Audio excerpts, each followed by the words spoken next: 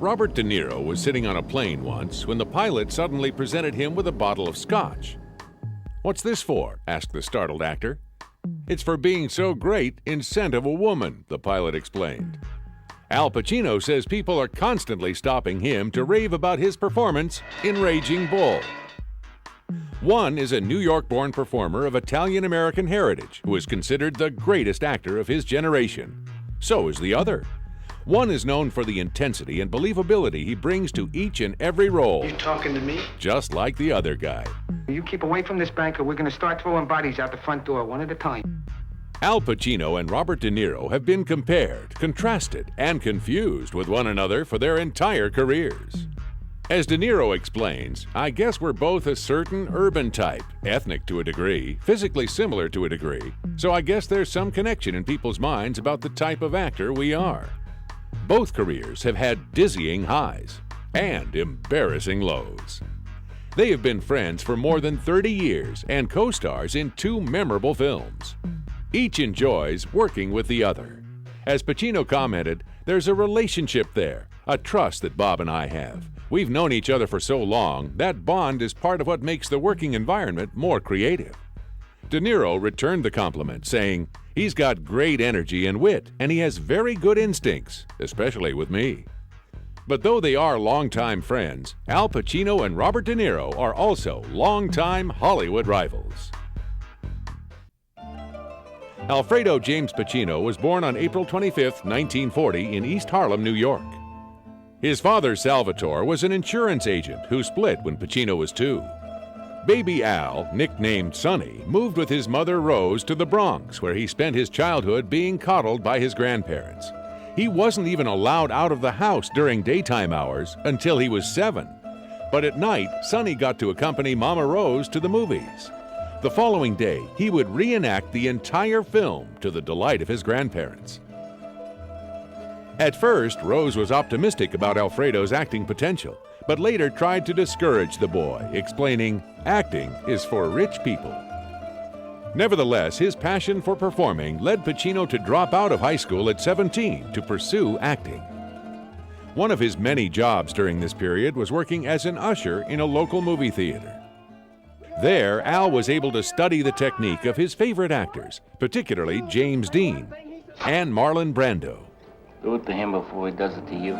He never dreamed he'd eventually star opposite one of his idols. Sonny also got into trouble, getting arrested in 1961 for carrying a concealed weapon. Soon, however, Pacino found his way to the legendary Actors Studio run by Lee Strasberg in New York. Again, he could not have foreseen that one day he'd be appearing in a film opposite his acting mentor. Michael, we're bigger than U.S. Steel. In fact, Lee Strasberg would receive an Oscar nomination for The Godfather Part 2, losing out to another cast member, Robert De Niro, but that was still years away. By the mid-60s, Pacino was getting small parts on and off Broadway. He also became romantically involved with a young stage actress named Jill Clayburgh. Jill had just been signed to co-star in a movie directed by a promising newcomer named Brian De Palma. It was called The Wedding Party, and it featured another young actor making his motion picture debut, Robert De Niro. It seemed Pacino's and De Niro's paths were destined to cross. As Al recalls, "We met each other on 14th Street between B and C. I said hello because I'd seen Robert in The Wedding Party, and I was very impressed by him." Robert De Niro Jr. was born on August 17, 1943, in the Little Italy section of New York City. His father, Robert Sr., was an abstract expressionist whose canvases hung in various Manhattan galleries and museums. His mother, Virginia, was also a respected artist. As with Pacino, De Niro's mom and dad divorced when he was young.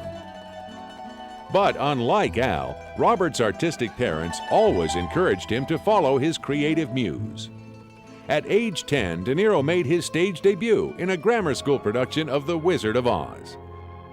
He played the Cowardly Lion, an appropriate role since Robert was a painfully shy and withdrawn child. Nicknamed Bobby Milk because of his pale complexion, young De Niro had trouble fitting in with his classmates and began hanging out with a tougher crowd on the mean streets of Manhattan. What's wrong with you guys? We're friends! Excellent training for the man who would eventually star in Mean Streets. One of his earliest films, Sam's Song, shot in 1969, opens with De Niro walking alone down a New York street, another foreshadowing of things to come. Unfortunately, Sam's Song foreshadowed little of the electrifying performances that were also to come. As you like it, baby. As with Pacino, Robert's idol was Marlon Brando. Although De Niro audited some of Lee Strasberg's classes, his real training was with Strasberg's rival, Stella Adler. Robert felt more comfortable with the intimacy of film, as opposed to extroverted Al, who was more at home in front of a live audience. As Pacino put it, I was a stage actor. That's how I thought of myself, and that was where I belonged, since that's where I'd started. In fact, before he ever stepped before a camera, Al won a Tony Award for playing a psychotic junkie in the 1969 Broadway play Does a Tiger Wear a Necktie? De Niro continued making small pictures for Brian De Palma, including 1968's Greetings, in which he played a young filmmaker trying to avoid the draft. The picture contains flashes of future films, such as Taxi Driver.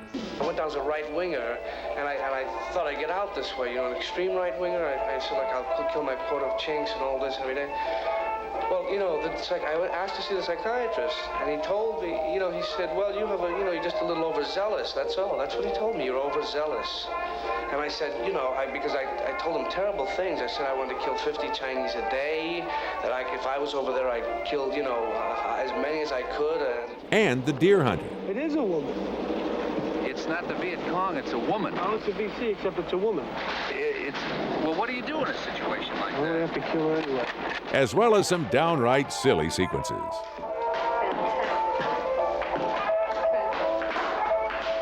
Greetings was followed by a sequel, Hi Mom, in which De Niro's Vietnam vet lusts after a neighbor, played by Jennifer Salt.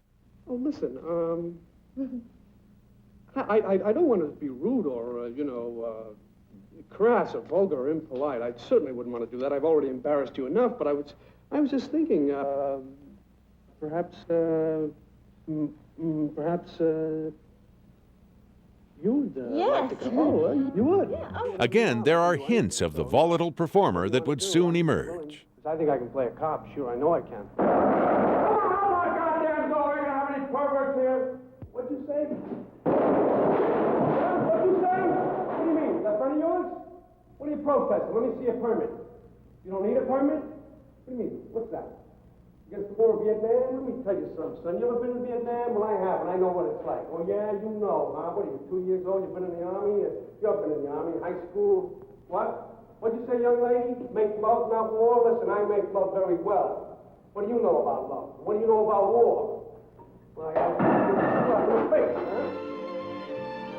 Despite his preference for stage work, Al Pacino made his movie debut with a small role in 1969's Me, Natalie, starring Patty Duke. His first on-screen line was, "Do you put out?" Me, Natalie was followed by the film that really put Pacino on the movie land map, 1971's The Panic in Needle Park, in which Al played a small-time drug dealer and addict opposite lovely Kitty Wynn. I'll give you $15, okay? Esther, I'm a dope addict. I heard that before. Why don't you give me something new? I'm a sex-crazed dope fiend. Harold, I'm the supplier. Man, I tell you. I said, don't blow this one, man. Man, we're going to have stuff coming out of our ears. Pacino had beaten out another promising newcomer for the role, Robert De Niro. Finally, movie-going audiences around the country could see what Broadway audiences had already discovered, that Al Pacino was an explosive, dynamic new talent. I'm the greatest! Director Francis Ford Coppola also saw Needle Park and thought Pacino might be right for the part of a mafia don's son in his upcoming film, The Godfather. Pacino thought the audition was for the role of Sonny, Al's childhood nickname. But it turned out to be for Sonny's brother, Michael. Sonny ended up being played by James Caan. The producers felt that Pacino appeared, of all things, too Italian to play Michael Corleone, so they passed on him.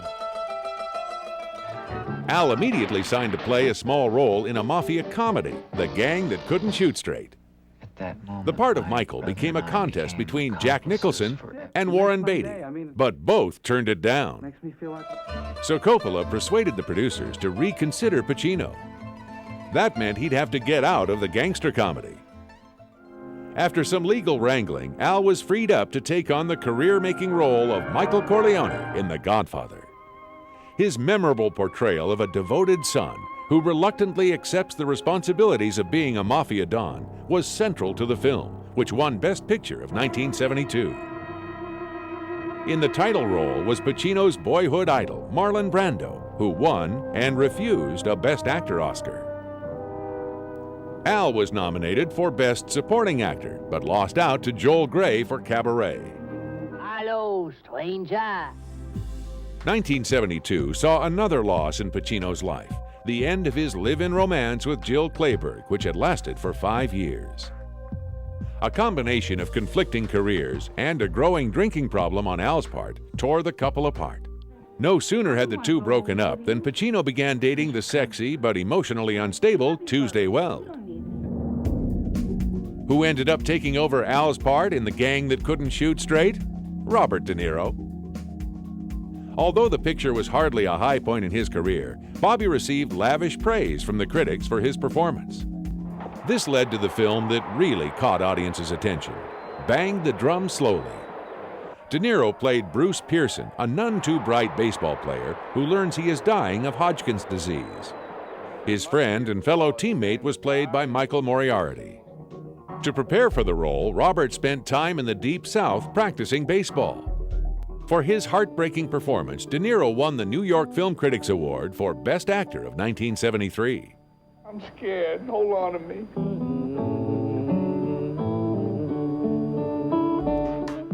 That same year, Bobby starred in Mean Streets, beginning a collaboration with the director who would become his soulmate, Martin Scorsese. By the late 90s, they would make 8 films together.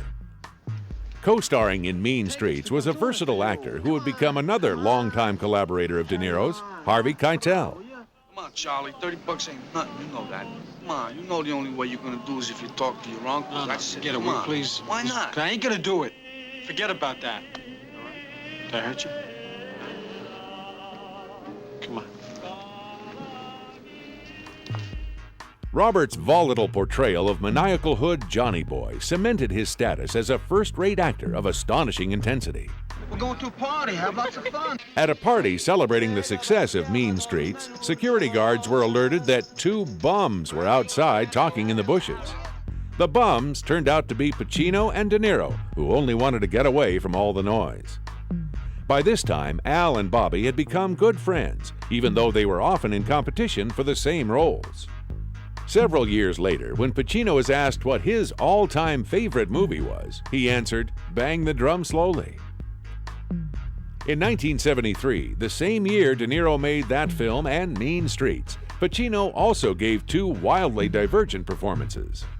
The first was as a lovable schnook who hooks up with ex-con Gene Hackman in Scarecrow. Let's celebrate. All right, we'll celebrate, okay? We'll make it fast, okay? Scarecrow. Across the river. It's called Belle Isle. Max and Lion, prospective owners of Maxie's Car Wash, Pittsburgh, Pennsylvania. Mediterranean sponges, $300 for Mediterranean sponges, the finest Mediterranean. Pure flannel for polishing and drying, right? Heck, I got an idea. Ah. You know how to save money? How? Just put all your clothes on and roll over the cars. The second was one of Al's defining roles. Real-life cop Frank Serpico, fighting to expose corruption in the New York Police Department. Frank, we wash our own laundry around here. Now, you could be brought up in charges for this. I always thought so, but the reality is we do not wash our own laundry. It just gets dirty. Ever the method actor, Pacino actually tried to arrest a passing motorist for exhaust pollution right in the middle of filming. For his riveting performance, Al won the Golden Globe for Best Actor. I'm a marked man in this department for what? He also found himself competing for a Best Actor Oscar with his one-time idol and Godfather co-star Marlon Brando for Last Tango in Paris. Both lost out to Jack Lemmon for Save the Tiger. Meanwhile, Francis Ford Coppola was preparing a sequel to The Godfather. Pacino would be recreating the role of Michael Corleone. But who could play Brando's character, Don Vito, as a young man? Coppola had seen Mean Streets and wanted De Niro for the part. At long last, Al Pacino and Robert De Niro would be appearing in the same film. But since the time periods in which their characters lived were nearly 40 years apart, the two actors had no scenes together. Bobby traveled to Sicily to research Vito Corleone's roots and learn the Sicilian dialect of Italian. He also watched Brando in The Godfather over and over, studying his mannerisms and intonation.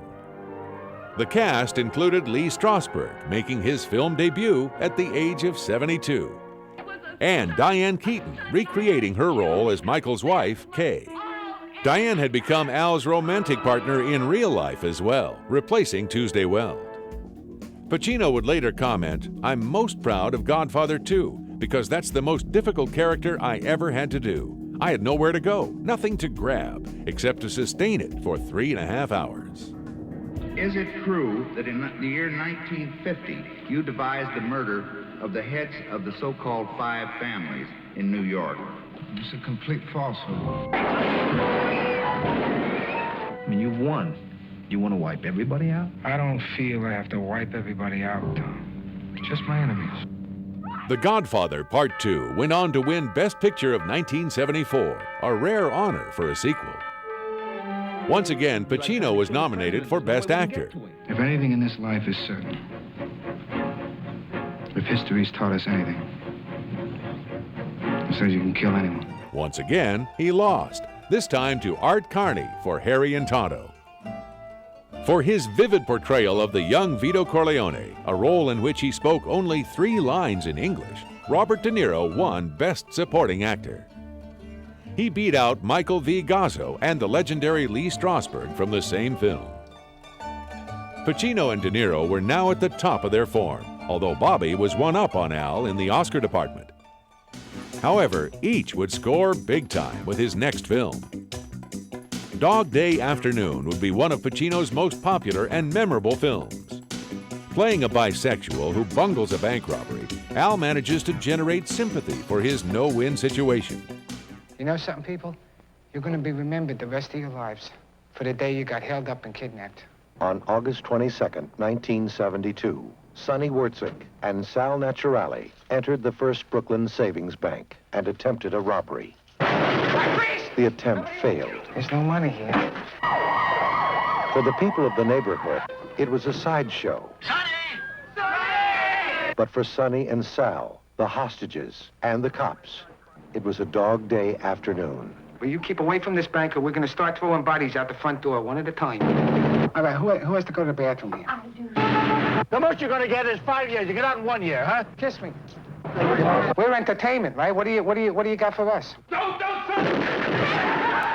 Shouldn't let something like that spoil your fun. His psychotic partner in crime was played by John Cazale, who had portrayed Pacino's dim-witted brother Fredo in the Godfather films. Incidentally, Al's character in Dog Day Afternoon was named Sonny, his boyhood moniker. The film, based on a true incident, was a huge hit at the box office, further elevating Pacino's status as a top star. De Niro's next film was less profitable, but no less memorable. It was another collaboration with Martin Scorsese and Harvey Keitel, and it gave us one of the most quoted phrases in the history of cinema. You talking to me? Taxi Driver represents one of Robert's most unforgettable characters, a vigilante cabbie named Travis Bickle. How do you guys get to be a Secret Service man? What? I was just curious because I thought maybe I'd make a good one. Hi. The eclectic cast included Sybil Shepherd and an adolescent Jodie Foster playing a young hooker named Iris. In the small role of a porno theater cashier was Diane Abbott, De Niro's new bride. Scorsese himself even makes an appearance as one of Bickle's troubled passengers. To prepare for the role, De Niro went to the DMV and got a hack license, then drove a cab around Manhattan for a month doing 12-hour shifts. One of the few customers that recognized him said, "You're that actor, aren't you? I guess regular work is hard to come by." Tabby, just forget about this. It's nothing. For his chilling portrayal of a man who finds salvation through slaughter, Bobby received another Best Actor nomination, but lost out to Peter Finch in Network. I'm not going to take this anymore! Having attained dizzying heights of popularity and critical acclaim, it was now time for Robert De Niro and Al Pacino to fail miserably. Pacino's misstep was 1977's Bobby Deerfield, in which he played a subdued and introspective race car driver. Al Pacino is Bobby Deerfield. He's the best there is, and he can't be touched. In love, for the first time. And I don't want to scare you or anything. But I find you irresistible. The only bright spot for Al was an intense romantic relationship with his leading lady, Martha Keller. De Niro stumbled with The Last Tycoon, an F. Scott Fitzgerald story based on the life of studio mogul Irving Thalberg.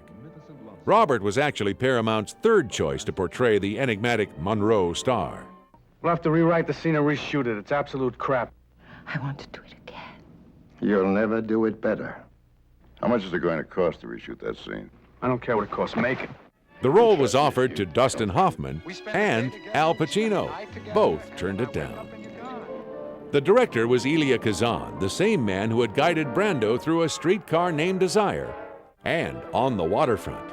In the end, it didn't matter. Despite a stellar supporting cast that included Robert Mitchum, I am the strong base upon which Monroe's star rests. Tony Curtis, I'm afraid to go to bed with my own wife, the woman I love. So I came to you, Monroe. and Jack Nicholson. The Last Tycoon tanked at the box office. The film does contain something of a rarity for De Niro: lush romantic love scenes opposite winsome newcomer Ingrid Bolting. I'm a weak woman.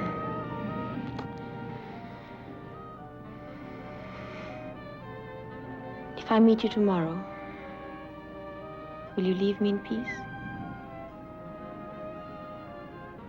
No, you won't, will you? So I'll say no. And thank you.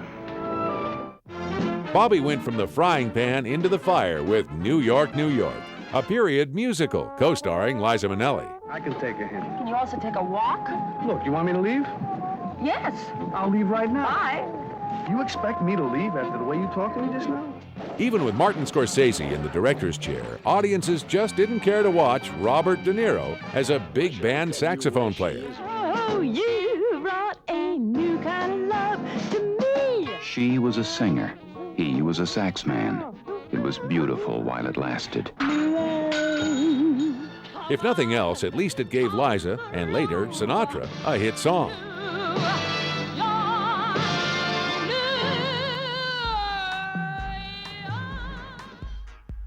Al Pacino, in the meantime, was taking a breather from films after the failure of Bobby Deerfield. He returned to his Broadway roots, starring as a dim-witted soldier in The Basic Training of Pavlo Hummel in 1977, for which he won his second Tony Award. But Pacino wouldn't make another film until 2 full years after the Deerfield debacle. De Niro, on the other hand, just kept on swinging, hoping to connect with the ball again. He didn't have long to wait. His first film after New York, New York would win Best Picture of 1978. It was called The Deer Hunter. Bobby starred as a Pennsylvania steelworker who enjoys hunting deer in his spare time. One shot is what it's all about. Deer has to be taken with one shot. He and pal Christopher Walken end up in Vietnam playing a high-stakes game of Russian roulette. The cast included Godfather veteran John Cazale and a young Meryl Streep as Walken's and later De Niro's girlfriend. Chris won a Best Supporting Actor Oscar for his moving portrayal of the troubled Nick. Don't do it. Don't do it. Don't do it. What's the matter with you? Don't you recognize me? De Niro was nominated for Best Actor, but lost out to John Voight, playing another Vietnam vet in Coming Home. Ladies and gentlemen of the jury, my name is Arthur Kirkland, and I am the defense counsel. The following year, Pacino returned to the screen in the courtroom comedy drama And Justice for All. And justice is, as any reasonable person would tell you, the finding of the truth. The cast includes veterans John Forsythe and Jack Warden, as well as lovely Christine Lottie. Audiences were delighted to see Al once again strutting his stuff. Kirkland, you are out of order. You're out of order. You're out of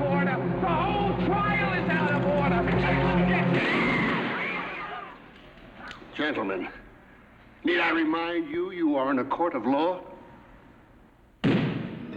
But no sooner had Pacino scored with one film than he struck out with another, 1980's Cruising, in which Al plays a tough New York cop who descends into the netherworld, or leather world, of gay S&M bars in order to catch a killer. De Niro, on the other hand, scored one of the biggest knockouts of his entire career that same year. The Bronx Bull, the Raging Bull. Let's hear for the great Jake LaMotta, ladies and gentlemen. Raging Bull, co-starring luscious Kathy Moriarty, and an actor who would become one of Robert's favorites, Joe Pesci. Once again, under the skilled direction of Martin Scorsese, Bobby created an extraordinary portrait of real-life boxer Jake LaMotta. Over the course of the film, we watch him go from middleweight champ to heavy-set chump. Always the method actor, De Niro devoured plate after plate of pasta to gain more than 60 pounds for the role. He even fought 3 real bouts, winning 2 of them. There's no one else around who wants to fight me. They're all afraid. Some thought there was madness to his method. But his determination paid off, and Bobby won a Best Actor Oscar for his demanding portrayal of LaMotta. Now De Niro was 2 up on Pacino in the Oscar race. Go in peace. Robert went from prize fighter to priest with his next film, True Confessions. Playing his detective brother was the versatile Robert Duvall, who had appeared opposite Pacino in both Godfather films. Al, meanwhile, shifted gears entirely after the bruising he took for Cruising. I had a lousy day today. I've turned 42. I fired a director. I beat my kids. I forgot to beat my kids. 1982's Author was a romantic comedy co-starring sexy Diane Cannon and his former real-life lover, Tuesday Weld. The following year, both Pacino and De Niro gave landmark performances. For Al, it was his powerful portrayal of Cuban drug lord Tony Montana in Scarface. Antonio Montana. And you? What you call yourself? Where'd you learn to speak the English, Tony? In a school. And my father, he was from the United States. The ultra-violent drama was directed by the man who had given De Niro his earliest acting jobs, Brian De Palma. The cast included Stephen Bauer. This country, you gotta make the money first. Then when you get the money, you get the power. Then when you get the power, then you get the woman. And a very young, very sultry Michelle Pfeiffer. You must be kidding. What you talking about? That's a Cadillac. I like you, Tony. There is no lying in you. Here's to the land of opportunity. We do business together a long time. I know the street, and I'm making all the right connections. Remember I told you when you started, the guys who last in this business are the guys who fly straight. With the right woman, there's no stopping me. I could go right to the top. Robert's unforgettable role that year was in yet another Scorsese picture, but one unlike any the two had ever made. The King of Comedy, opposite comedy king Jerry Lewis. And what I'm thinking as I'm sitting here now, well, maybe this is my big break. This is my big chance, you know what I mean? You don't just walk onto a network show without experience. Now, I know it's an old hackneyed expression, but it happens to be the truth. You've got to start at the bottom. I know, that's where I am, at the bottom. That's a perfect place to start. De Niro is amazing as pathetic talk show host wannabe Rupert Pupkin, whose hunger for fame leads him to kidnap poor Jerry. Nobody can remember his name. Mr. Pipkin. Mr. Pupnik. Mr. Puffer. Rupert Pupkin, P-U-P-K-I-N. But by 11:30 tonight, the whole world will know that Rupert Pupkin is the new king of comedy. Also pulled into his crazy scheme are comedian Sandra Bernhard and Bobby's real-life wife, Diane Abbott. By this time, Diane had given Bob a son, Raphael, named after the hotel in Rome where he was conceived. You'll put up and you'll shut up.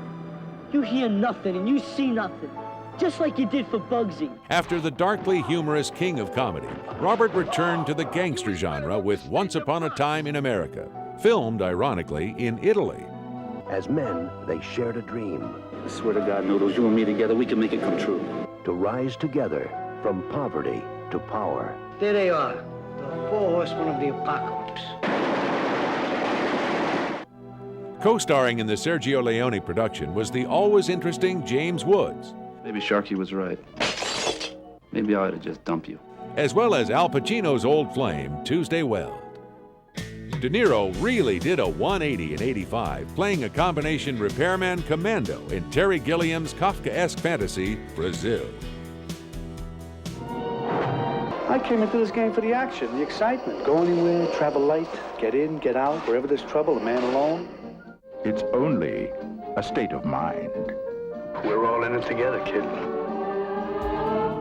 That same year, Pacino starred in a film that was so bad it made cruising look like Serpico. The 18th century war epic Revolution, in which the obviously Bronx-bred Al is miscast as a fur trapper in colonial America. This misfire was so savaged by both audiences and critics, Pacino wouldn't make another film for 4 years. Just as he had done before, Al retreated to the relative safety of the legitimate theater. As Pacino put it, the wonderful thing about theater is that it gives you a chance to play and exercise your craft and do your thing without the world seeing you. Among the plays Al starred in was David Mamet's American Buffalo, which was well received by critics and theatergoers alike. De Niro, on the other hand, continued to alternate between familiar and uncharted cinematic territory, with varying results.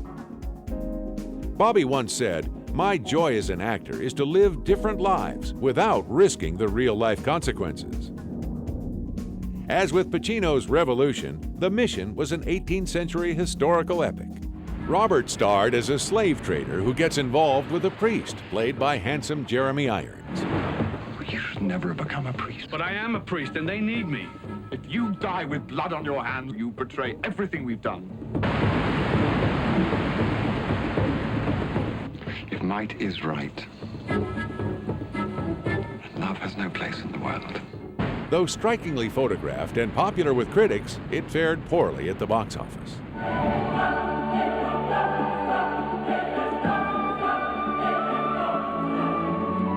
In fact, one of the darker distinctions of the Pacino-De Niro rivalry is that it was the failure of Revolution and The Mission that bankrupted Goldcrest Films, which had made its mark with Chariots of Fire. Having played characters that exhibited varying degrees of evil, Bobby finally played the devil himself in 1987's Angel Heart. Brooding Mickey Rourke starred as a private eye who's hired to track down a big band singer. Well, you know what they say about slugs. No, what do they say about slugs? They always leave slime in their tracks. For Mickey Rourke, the opportunity to work with Robert De Niro was an extraordinary experience. It was the first time I think I ever had to really concentrate in the way that I had to concentrate, because he's the most concentrated actor I've ever seen, and he doesn't, you know, if you like lose your concentration with him for like 4 seconds, you're out of there. So like, it was, at the end of the day, I was drained. Although the film was not a moneymaker, De Niro's portrait of Lou Cypher, alias Lucifer, was a worthy entry in his growing gallery of vivid characters. My interest in Johnny is only in finding out if he's alive or if he's dead. You want me to check it out? Check it out. A decade later, Pacino would try his hand at portraying Satan in The Devil's Advocate. And just as Al had played a fictional Scarface, De Niro became the real one, Al Capone, in The Untouchables. Somebody messes with me, I'm gonna mess with him. Just tell me, are you being careful? Careful as mice. I want to hurt the man Malone. I want to start taking the battle to him. I want to hurt Capone. I want you to find this Nancy boy, Elliot Ness. I want him dead. I want his family dead. The ultra-violent gangster drama was directed by the man who had first put Robert in movies, Brian De Palma. Starring as crusading crime fighter Elliot Ness was dependable Kevin Costner. I have sworn to put this man away with any and all legal means at my disposal, and I will do so. And the legendary Sean Connery picked up a Best Supporting Actor Oscar for his heroic portrayal of veteran cop Jimmy Malone. Want to get Capone? Here's how you get him. He pulls a knife, you pull a gun. He sends one of yours to the hospital, you send one of his to the morgue. That's the Chicago way. cannot race the police car, you cannot race the police car. De Niro shifted gears once again, playing a bounty hunter in 1988's Midnight Run, a buddy comedy co-starring Charles Grodin as the object of the hunt. Your mother ever teach you how to talk nice to people and not shoot at them? Charles Grodin is an accountant who embezzled $15 million from the mob. It is truly in your best interest to just relax. I'm totally relaxed. I want this guy taken out, and I want him taken out fast. The mob wants him dead. The FBI want him alive. I'm going to bring him into federal court. Do I make myself understood? These sunglasses, they're really nice. Are they government issued, or do all you guys go like to the same store to get them? And his bail bondsman wants him in L.A. in 72 hours. Why would you do that? Oh, you enjoy yourself. This is my room, and that's your room. Good night. Having taken a 4-year breather from motion pictures, Pacino declared, "I felt what it was like to be broke, so I went back to work. It was too long between movies." He made a successful comeback with the 1989 murder mystery, Sea of Love. Al played a detective opposite versatile John Goodman and sexy Ellen Barkin. Robert finished out the 80s with a couple of misfires. As De Niro later confessed, it's hard to know ahead of time if a film will work. You can't tell sometimes. I can't. I just, you even go to a preview, you see the reaction of the audience, you just cannot tell. And at one point, because you're so close to it. But he rebounded with a sensitive performance in Penny Marshall's Awakenings. De Niro played a catatonic patient who was awakened with the help of neurologist Robin Williams. For his efforts, Bobby was nominated for a Best Actor Oscar, losing out to his Mission co-star Jeremy Irons in Reversal of Fortune. Then it was time for the De Niro-Scorsese team to strike gold once again. 1990's Goodfellas was the real-life story of mafioso-turned-snitch Henry Hill, played by Ray Liotta. Robert portrayed Jimmy Conway, Liotta's mobster mentor, while Joe Pesci was back as trigger-happy Tommy DeVito. Meanwhile, Al Pacino followed his subtle, controlled performance in Sea of Love with one of his wildest portrayals yet, Big Boy Caprice in Warren Beatty's live-action version of comic strip hero Dick Tracy. Warren Beatty's real-life squeeze of the moment, Madonna, appeared as breathless Mahoney. Pacino received another Oscar nomination for his energetic performance, but lost out to Joe Pesci for, what else, Goodfellas.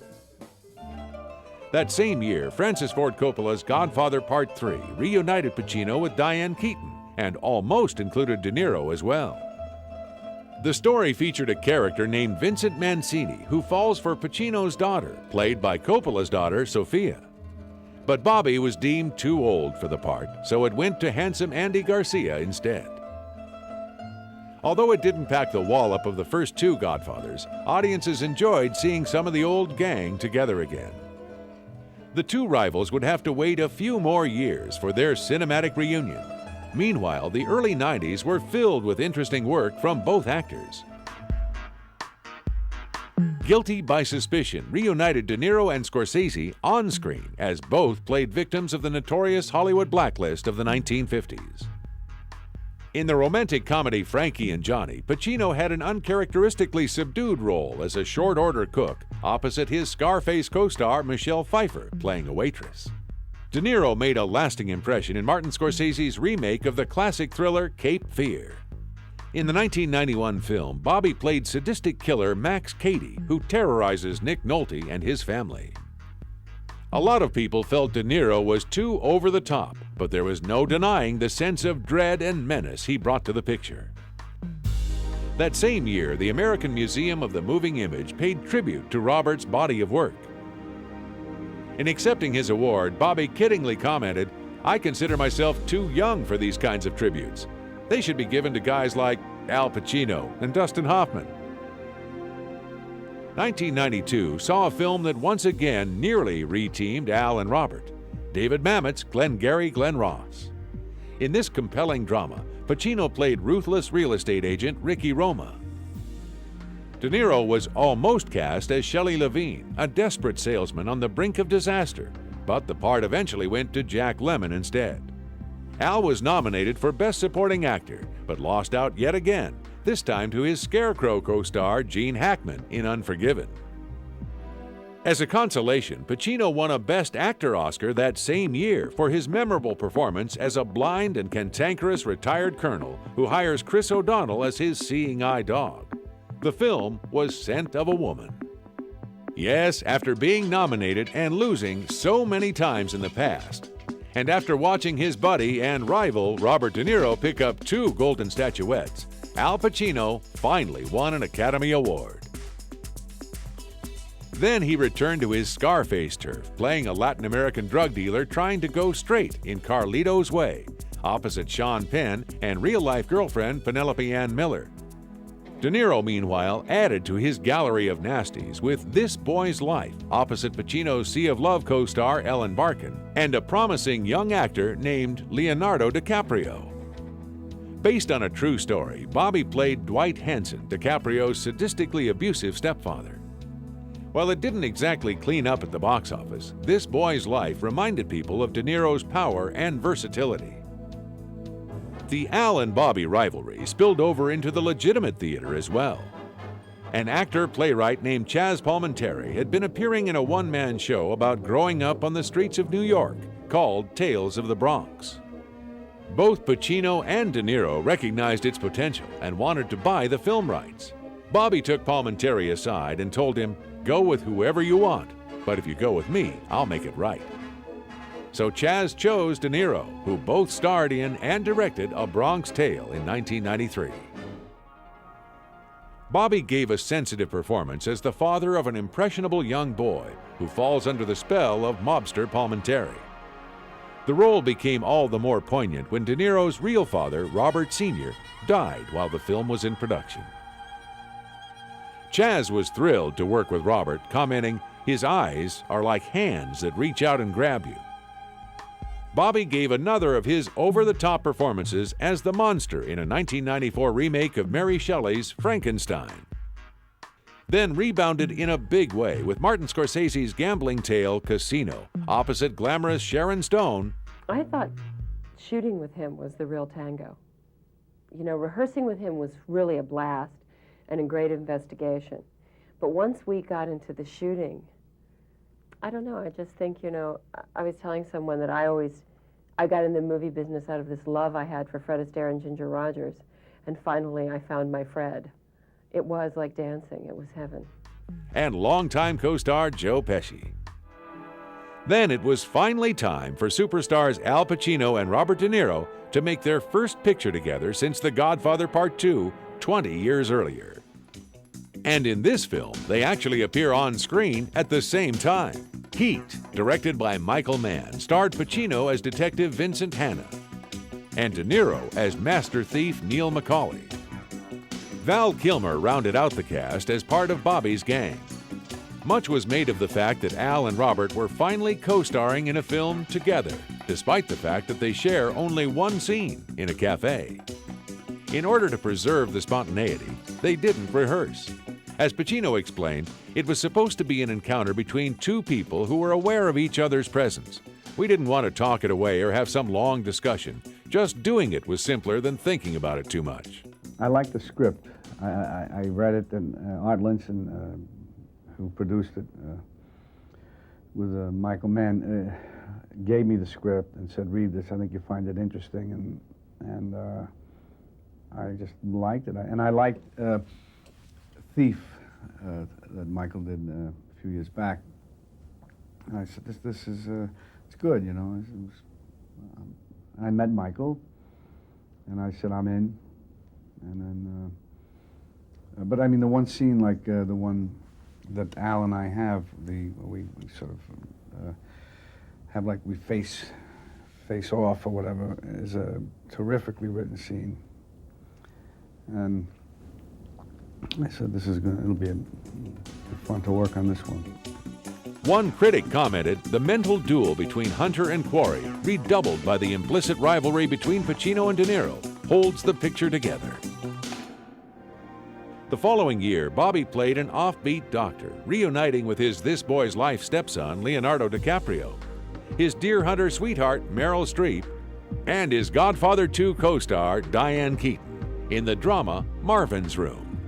We had shot it a little more funny and some broader stuff, and then played with it, and then they had previews, and I think the reaction was that it should be better toned down and more in terms of Diane's believability of seeing this doctor, if he's a total wacko, he's not going to...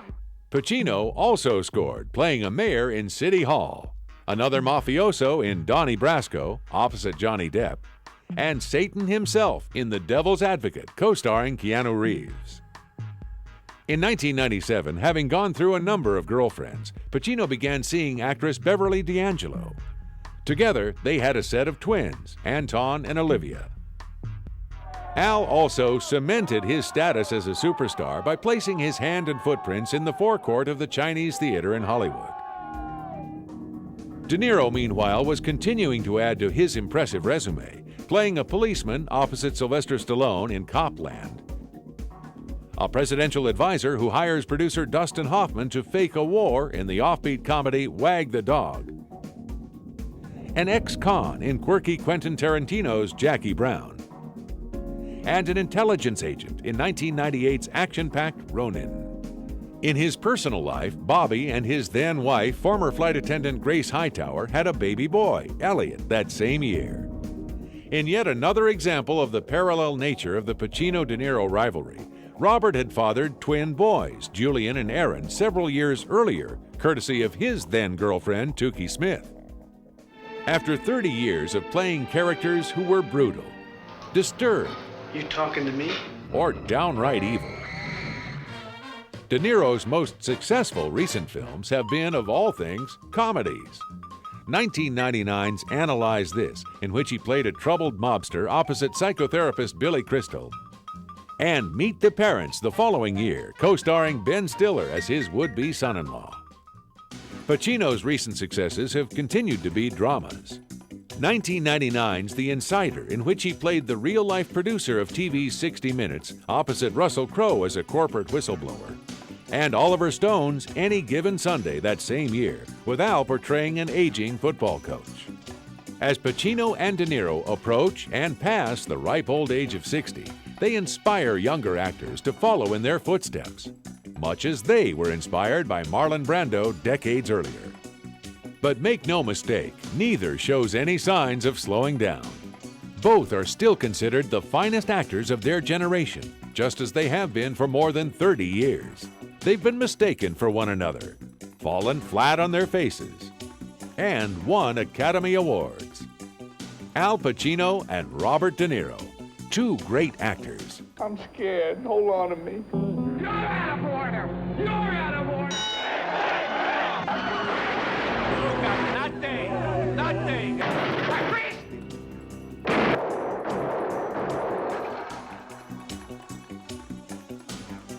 Two great friends, and two of the greatest rivals Hollywood has ever seen.